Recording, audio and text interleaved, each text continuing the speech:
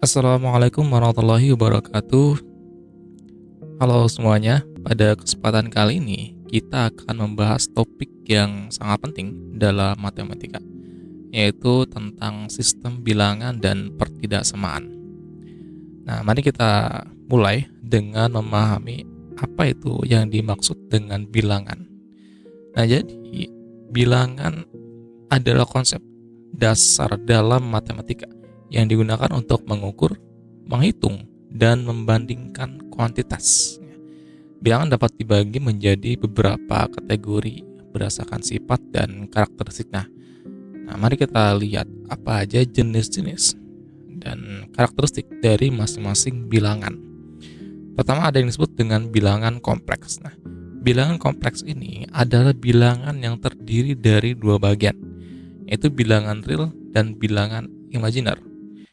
Bilangan real itu sendiri adalah semua bilangan yang bisa kita temui dalam kehidupan sehari-hari, termasuk bilangan bulat, pecahan, dan desimal. Nah, itu kita kategorikan sebagai bilangan real. Sedangkan bilangan imajiner adalah bilangan yang melibatkan akar kuadrat dari angka negatif. Contoh, kita punya variabel i yang merupakan akar dari negatif 1. Nah, itu adalah contoh dari bilangan imajiner karena tidak ada akar dari negatif 1.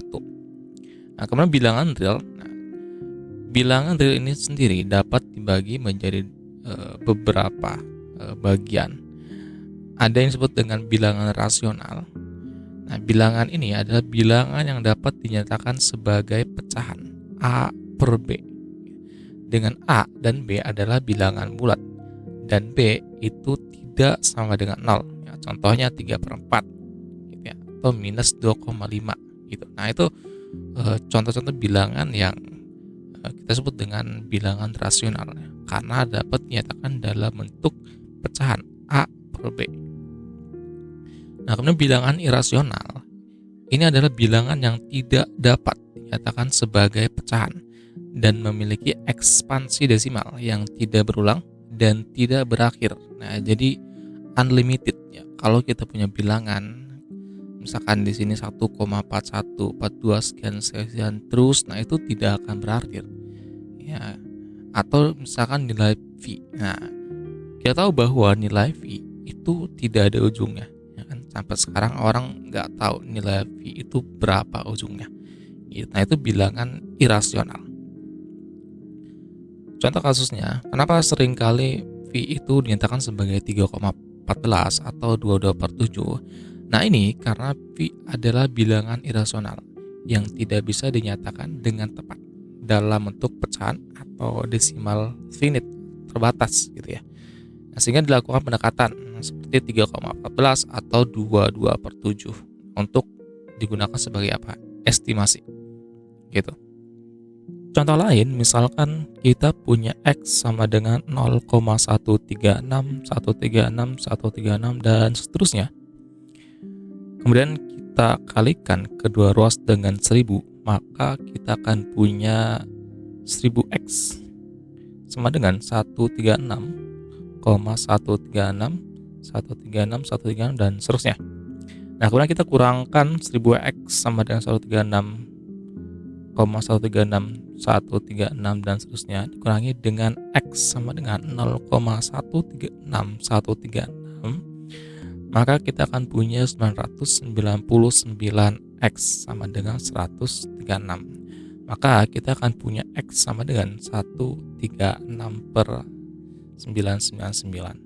Nah, sehingga dari sini kita bisa tahu bahwa bilangan 0,136, 136, dan seterusnya karena dia berulang dan ketika kita hitung ternyata dia bisa dinyatakan dalam bentuk pecahan, yaitu A per B, dan di mana A dan B itu adalah bilangan bulat, sehingga kita bisa bilang bahwa bilangan tersebut adalah bilangan rasional. Jenis bilangan lain adalah bilangan pecahan, di mana bilangan ini adalah bilangan yang dapat ditulis dalam bentuk pecahan seperti 2/3, 1/2, 5/2, dan seterusnya. Kemudian bilangan bulat ini adalah bilangan yang tanpa pecahan, baik dia positif, negatif, atau nol, seperti -3, 0, 7. Sedangkan bilangan negatif adalah bilangan yang nilainya negatif, seperti -5, -3 gitu ya. Sedangkan bilangan non negatif itu termasuk bilangan nol dan bilangan positif ya, seperti 1, 2, dan seterusnya. Kemudian ada bilangan nol dan bilangan asli. Bilangan nol adalah bilangan yang angkanya 0 yang merupakan bilangan bulat terkecil.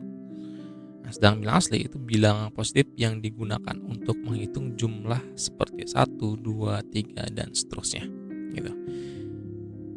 Bilangan 1 itu adalah bilangan yang angka 1 yang merupakan bilangan asli dan bukan bilangan prima.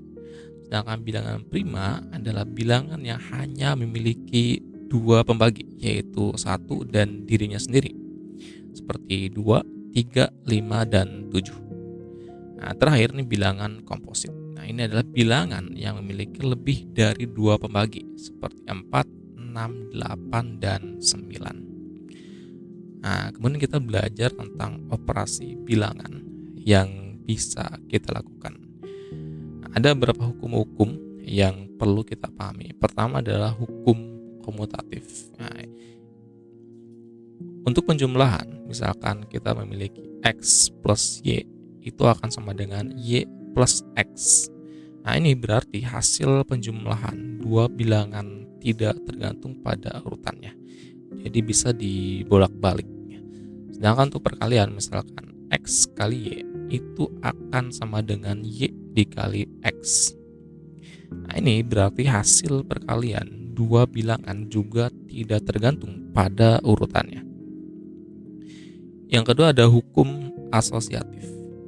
Nah, pertama untuk penjumlahan, misalkan kita punya X plus Y plus Z akan sama dengan X plus Y baru plus Z. Nah, ini artinya cara kita mengelompokkan bilangan dalam penjumlahan tidak mempengaruhi hasilnya. Sedangkan contoh untuk perkaliannya, misalkan kita punya X kali Y kali Z sama dengan X kali Y baru dikalikan dengan Z. Nah, ini juga berarti kita bisa mengelompokkan bilangan dalam perkalian juga tidak mempengaruhi hasilnya. Nah, kemudian ada hukum distribusi. Nah, contohnya kita misal punya X dikalikan dengan Y plus Z, itu akan sama dengan X kali Y ditambah dengan X kali Z. Nah, ini artinya perkalian mendistribusikan bilangan terhadap penjumlahan di dalam kurung gitu. Nah, kemudian ada istilah elemen identitas. Misalkan untuk penjumlahan kita punya X plus 0 itu akan sama dengan X karena 0 ada elemen identitas dalam operasi penjumlahan. Nah, kemudian untuk perkalian, contohnya kita punya X kali 1 maka akan sama dengan X karena angka 1 adalah elemen identitas dalam operasi perkalian. Nah, kemudian yang terakhir adalah balikan atau inverse-nya. Inverse pertama untuk inverse penjumlahan. Jika X mempunyai inverse penambahan min X, maka X plus min X itu akan sama dengan 0. Ini artinya setiap bilangan memiliki lawan dalam operasi penjumlahannya yang menghasilkan 0. Gitu. Sedangkan untuk inverse perkalian, misalkan jika kita punya inverse perkalian X pangkat min 1, maka X kali X pangkat min 1 itu akan sama dengan 1. Sehingga artinya ini setiap bilangan tidak 0 memiliki lawan dalam operasi perkalian yang menghasilkan 1. Nah, itulah konsep, teori-teori, dan contoh-contoh tentang bilangan dalam matematik.